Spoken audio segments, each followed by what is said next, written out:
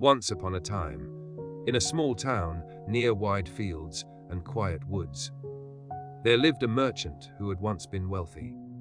He owned ships and warehouses and fine furniture, and he provided comfortably for his children, 3 sons and 3 daughters. Of all his daughters, the youngest was the most admired, not only because she was lovely, but because she was gentle, thoughtful, and quick to help others. Because of her kindness, people began to call her simply Beauty. Then misfortune came. The merchant's ships were lost at sea, his business failed, and his fortune vanished almost overnight. With little money left, the family moved from their large home to a modest house in the country. The sons tried to find work. The older daughters complained bitterly, embarrassed to live plainly and furious that they could no longer wear silk or host parties. But Beauty accepted the change without bitterness. She learned to bake, clean, mend clothes, and tend the garden. She rose early, worked steadily, and spoke kindly even when others did not. One day the merchant received news that one of his ships might not have been lost after all. A cargo had arrived, and if the claim proved true, he might recover a portion of his fortune. He decided to travel to the city to settle the matter. Before he left, his children asked him to bring them gifts. The older daughters demanded jewels, gowns, and perfumes, as if wealth had never left them. Beauty thought for a moment and then said, "Father, if you wish to bring me anything, bring me a rose. We have none here, and I would like one." The merchant promised and set out. At first the journey seemed hopeful. But when the merchant reached the city, he discovered that the news had been exaggerated. The ship's value was far less than he had imagined, and debts and fees swallowed almost everything. Discouraged and tired, he began the long ride home. On the way, winter weather turned suddenly fierce. Snow fell thick, wind howled through the trees, and the roads vanished under white drifts. The merchant lost his direction and feared he might die in the cold. At last, through the storm, he saw a faint glow. He followed it and found a great iron gate standing open before a long drive. Beyond it rose a huge, shadowy castle, its windows lit and warm against the darkness. Desperate, he led his horse inside and rode to the entrance. The door opened as if expecting him, though no servant appeared. The merchant stepped into a grand hall where a fire burned brightly and a table was laid with food. He called out, but no one answered. His teeth chattered, and hunger made him bold. He ate a little, warmed himself by the fire, and waited. Still no one came. At last, exhausted, he found a room prepared with a clean bed and fell asleep. In the morning he woke to discover fresh clothing laid out near the bed and a simple breakfast. Waiting. Again he saw no one. Confused but grateful, he ate, saddled his horse, and prepared to leave. As he rode through the castle grounds, he passed a garden even in winter, sheltered and strangely alive. There, blooming among green leaves, were roses.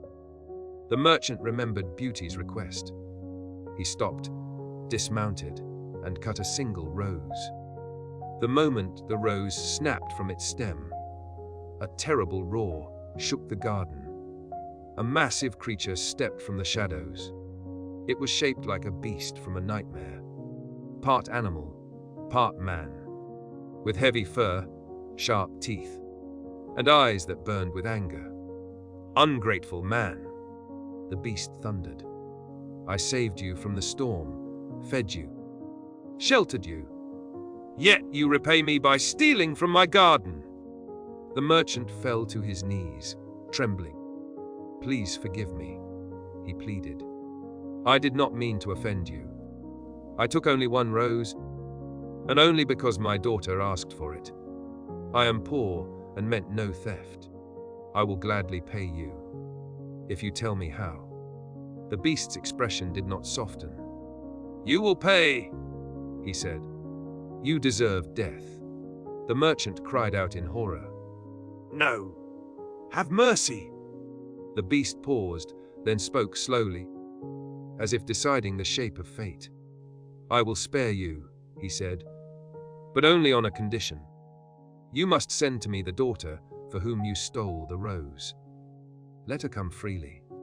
If she refuses, you must return yourself and accept your punishment."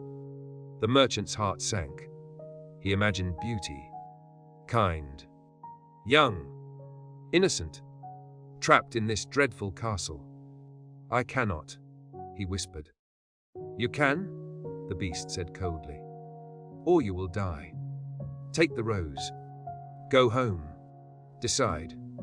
But remember you gave your word." The beast turned away, and the merchant, shaken and ashamed, rode home with the rose lying like a heavy stone in his hands. When he arrived, his children rushed to meet him. The older daughters demanded their gifts, and then grew angry when he returned with nothing for them. Beauty smiled when she saw the rose, until she noticed her father's pale face and trembling hands. The merchant told them everything. The older daughters cried out, not in pity, but in fear and outrage. "How could you do this?" They shouted at Beauty, as if her wish for a rose had caused the disaster on purpose. The sons declared they would go to the castle and fight the beast. Beauty listened silently. Then she said, calm but firm, "Father took the rose because I asked for it. He should not suffer because of me. I will go." Her father begged her not to. Her brothers argued, but Beauty's decision did not change. "If I refuse," she said, "Father must return and die. I will not allow that." So, with a small bundle of clothing and the rose pressed carefully between cloth, Beauty rode with her father toward the castle. When they reached the iron gate, it opened on its own. The drive seemed to lead them inward, like a path with no end. At the entrance, Beauty kissed her father's hands and said, "Go home. Whatever happens, do not stay." The beast appeared, as if summoned by her courage. "You have come," he said, looking at Beauty intently. "Yes," she answered. "I came willingly." The beast nodded. "Then your father is free. He must leave at once." The merchant tried to protest, but Beauty insisted. With tears in his eyes, he left the castle and rode away, the gate closing behind him. Beauty stood alone in the great hall. The beast's shadow fell long across the floor. "You are afraid," he said. "I would be foolish if I were not," Beauty replied honestly. "But I will try to be brave." The beast seemed startled by her truthfulness. "You may live here as mistress of the castle," he said stiffly. "You shall want for nothing. But you must stay. If you try to escape, you will regret it." Then, in a voice that sounded almost embarrassed, he added, "I am not a man of fine speech. I know I look frightening, but I will not harm you, unless you force my hand." Beauty was given a comfortable room, warm and bright. She found that the castle, though strange, was not cruel. Invisible hands seemed to prepare meals, set out books, and keep the rooms tidy.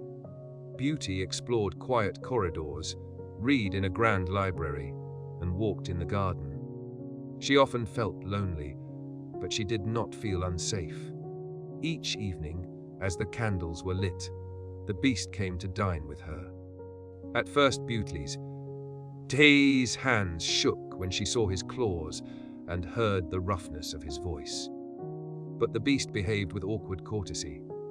He asked her simple questions: what she had read, whether she liked the food, whether the fire was warm enough, He rarely spoke of himself, as if he did not believe his own thoughts were worth hearing.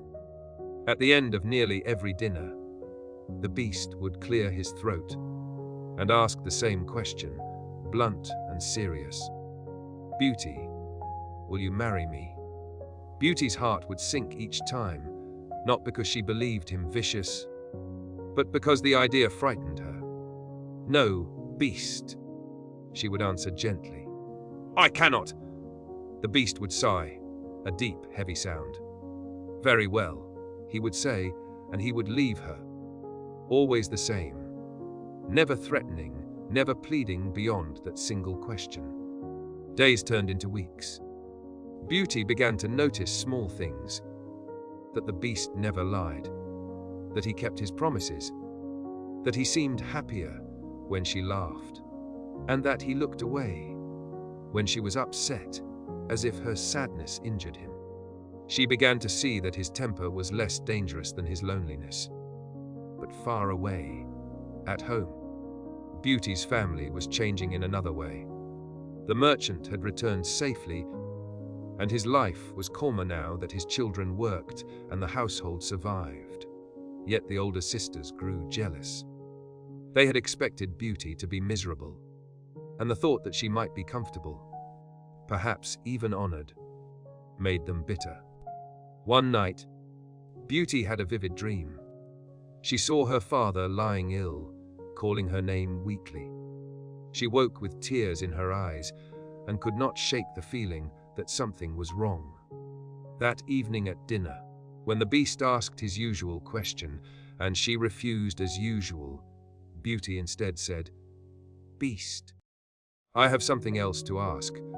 I believe my father is sick. Please let me go home for a short time to see him." The beast stared at her. His jaw tightened, and his eyes flashed with pain. "You wish to leave me," he said.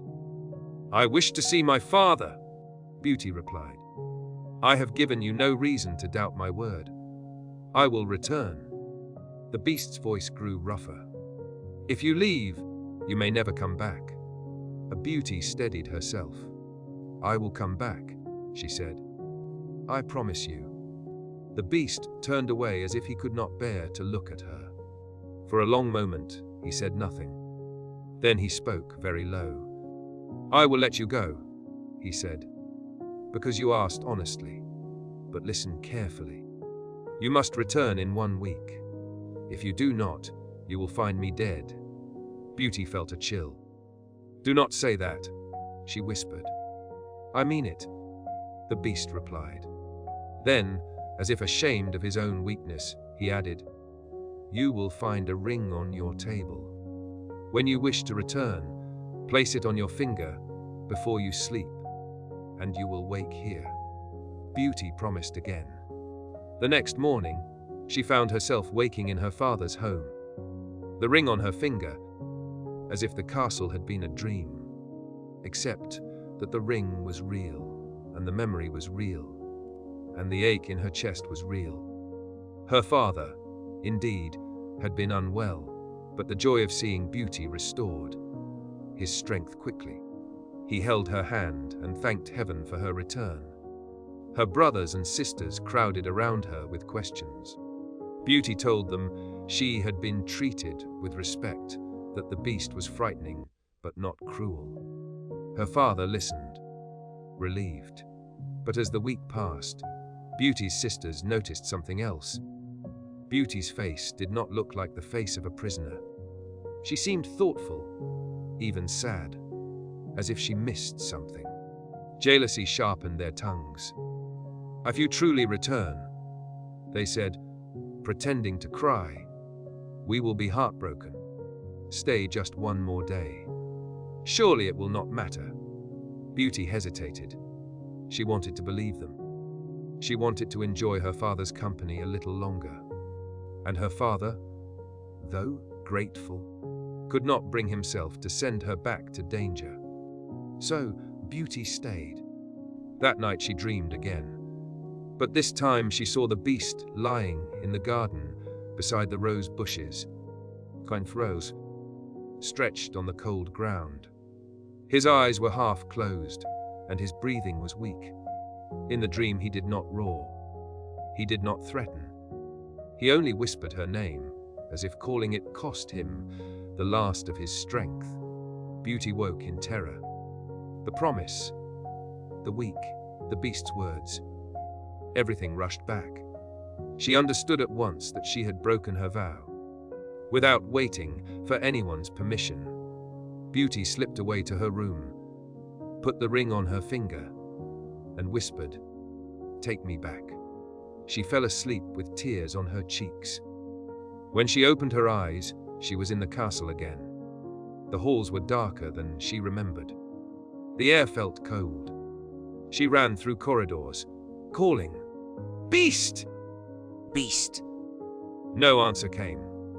Panic rose in her throat. She rushed into the garden, through the paths she knew, past the fountain and the hedges, until she saw him. The beast lay near the roses, exactly as in her dream. His fur was damp with dew, and his head rested heavily on the ground. When Beauty knelt beside him and touched his paw, it was cold. Beast! She cried. Please, wake up! "I'm here. I'm sorry." The beast's eyes opened slightly. He tried to speak but coughed instead. "You returned," he murmured. Yes! Beauty said, sobbing. "I was selfish. I stayed too long.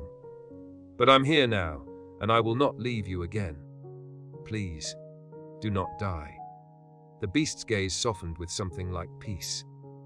"I can die happy," he whispered, "because I saw you once more." "No," Beauty said fiercely. "You must live." And in that moment Beauty understood the truth that had been growing quietly inside hurt. The beast's kindness, his loneliness, his honesty, and the way he had let her go even though it hurt him. She realized that what she felt was not merely pity. "Beast," she said, holding his head gently. "I was wrong to refuse you every time. I do not want you to be alone. I love you. And if you will still have me, I will marry you." The words had barely left her lips when the air itself seemed to tremble. A wind rushed through the garden, though the trees did not bend. Light spilled across the rose bushes, like sunrise. The beast gave a sudden cry, not of pain, but of shock. His body lifted, as if an invisible weight had fallen away. Beauty stepped back, shielding her eyes. Before her, where the beast had lain, a young man stood, tall and trembling, dressed as a prince, his face pale with disbelief and relief. Beauty stared. "Who are you?" The young man bowed, but his hands shook. "I am the one you called Beast," he said. "I was a prince, once, vain and cruel. Long ago I refused help to a stranger who needed kindness. For my selfishness I was cursed. I would wear a monstrous form until someone could love me truly, not for wealth or beauty, but for my heart. I believed it would never happen. But you came, you stayed, you returned, and you spoke the words that broke the spell." Beauty's tears turned into laughter, breathless and astonished. At that moment the castle, too, seemed to wake. Servants who had been hidden by enchantment appeared, alive and joyful, as if released from a long silence. Music sounded from distant halls. Lamps brightened. The prince led Beauty back inside, and the rooms no longer felt cold. Beauty's father was summoned and brought safely to the castle, and the family, amazed by the transformation, could hardly believe what they saw. The older sisters, who had tried to delay Beauty, were ashamed, but Beauty did not answer cruelty with cruelty. She asked them only to learn from what had happened. In time, Beauty married the prince, and the kingdom celebrated. But the greatest change was not in the castle or the crown. It was in the prince himself. He ruled with humility, because he remembered what it meant to be feared and lonely. And he knew that love is not a reward for beauty, but a response to goodness. And Beauty, who had once asked for nothing more than a single rose, found that the truest gift was the one she had given. The courage to see beyond appearances and the kindness to keep her word. And so they lived, at last, in peace and happiness, together.